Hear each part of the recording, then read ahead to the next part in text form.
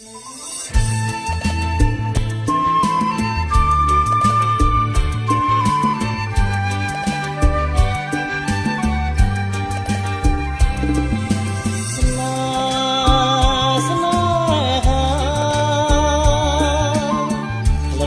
់នេសាដូចការចំបៃ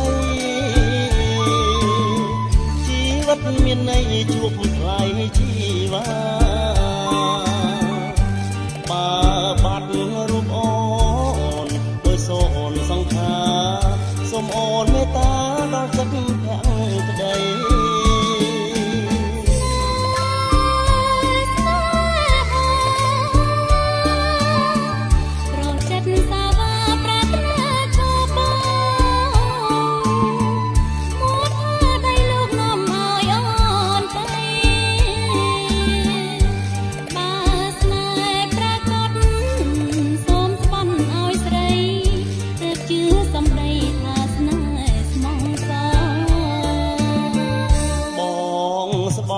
ជូនបា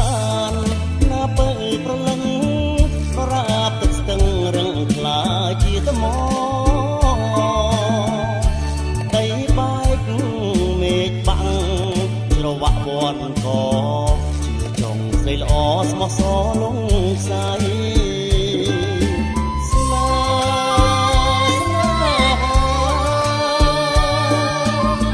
សូមស្ទឹងទឹកថ្លាមេត្តាជួយចាំចំណងចាំរៀងស្នេហ៍ថ្មី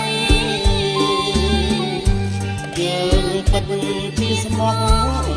មិនឡងសំដីកុំខ្វន់ណាស់ថ្លៃលោកស្រីបងស្មោះ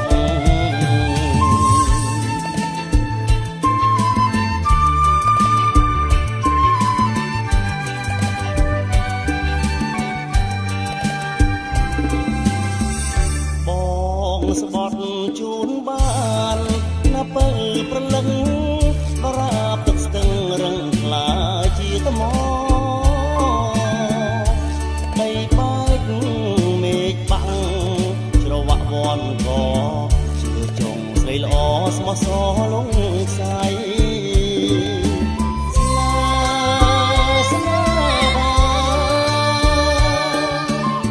សូមស្ទឹងទឹកថ្លាមេត្តាជួយចាំចាំរៀងស្នេហ៍ថ្មីយើងពិតជាស្មោះមិនឡងសំដីកុំក្បន់ណាស់ថ្លៃលោកស្រីបងស្មោះ